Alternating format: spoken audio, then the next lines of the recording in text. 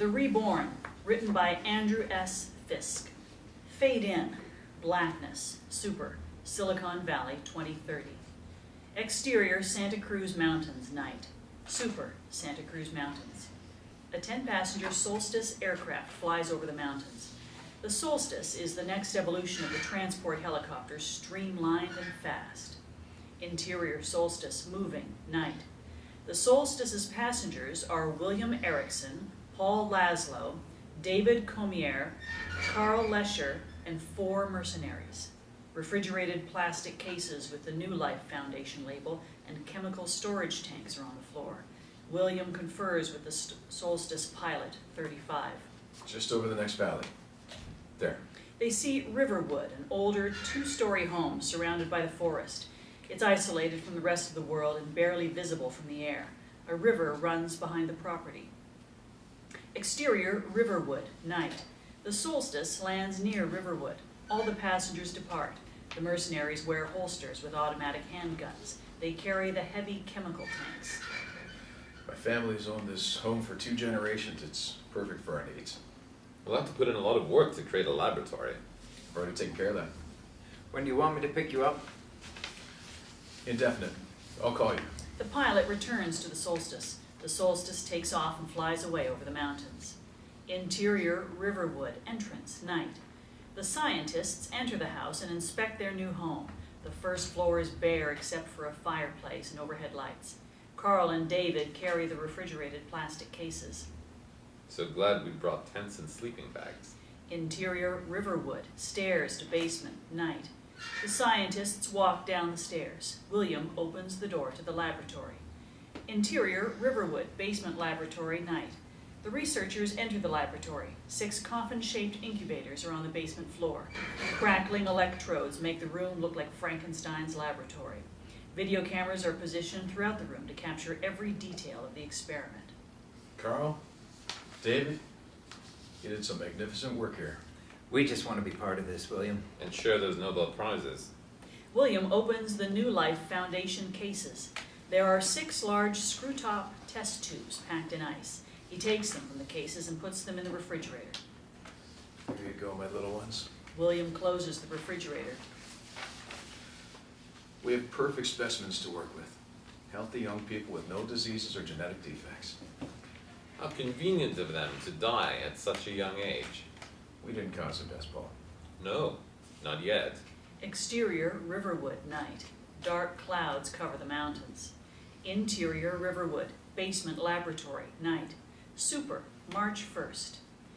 William, Paul, and the 2 researchers work at their computers. Blue liquid from the storage tanks fills the incubators. Each incubator has 2 nozzles mounted on its side. One is filled with a blood sample. The other has the magic ingredient of RG11, a glowing liquid the color of golden light. The nutrient bath is ready. DNA samples are ready. RG11 is fully charged and ready to go. Start it up, William. William presses a start button on his keyboard. The blood samples and RG11 liquid are injected into the incubator tanks. They swirl together and form the shape of a small human body. Holy God. Interior, basement laboratory, night. Super, March 21st. Each incubator contains a 1-year-old child. They sleep in the blue fluid as though it were a womb. Masks over their faces bring them oxygen. The metallic equivalent of an umbilical cord brings them nutrients. Interior basement laboratory, night. Super, April 24th. The children are in their incubators. Physically, they are now 10 years old, kept alive by the oxygen tanks and umbilical cords. William, Paul, and the 2 researchers walk from one incubator to the other, inspecting the children and recording their readings. I thought it would take at least a year for them to mature, but it will be less than 3 months. The proteins and hormones we developed are more powerful than we thought. William's delighted. We've created a new world here. Yes, William. A brave new world. Interior basement laboratory, night. Super, May 21st. The subjects are full-grown adults. They lie naked in the incubators, floating in the blue liquid. William, Paul, and the 2 researchers watch the monitor readouts. The mercenaries release the safeties on their handguns. It's time. Carl and David hurry to Ellen Warner's 30 incubator. She's a magnificent 6'2" Amazon. Carl injects her with a scary-looking syringe. David removes the oxygen mask and umbilical cord from her body. Ellen opens her eyes and gasps for breath. They help her out of the incubator, cover her with a hospital gown, carry her to a gurney. Do you remember anything? My name is Ellen. Ellen becomes agitated. I don't understand. What happened to me? We'll explain everything. Believe me, you're safe. Just try to relax. Interior basement laboratory. Night. Later. William injects Richard Kelci, 35, with the scary-looking syringe. David removes the mask and umbilical cord. Richard opens his eyes and breathes. David and Carl help him out of the incubator, cover him in a hospital gown, and put him on a gurney. The other 4 subjects are detached from their life support mechanisms. They emerge from their incubators like ghosts rising out of a fog. William is ecstatic. The other subjects are Aaron Rogner, 35, the physically largest of the group, Diane Peterson, 28, Thomas Blanchard, 34, and Mark Conroy, 28. Interior basement laboratory. Night. Later. The 6 subjects sit at a table wearing institutional clothes. William, Paul, the researchers, and mercenaries stand in front of them. I know this is strange and confusing to you, but you're part of a great experiment. Because of you, the human race will no longer have to live in fear of sickness and death. You are reborn. Exterior, Riverwood, night. A slow glide from the mountains to the Riverwood house. Interior, Riverwood, basement laboratory, night. Mark lies on his back in a machine that provides a full body scan. Carl and David record the results on their tablets. The other subjects sit against the wall and wait to be examined. Paul, would you come here for a moment? Paul looks at Carl's tablet.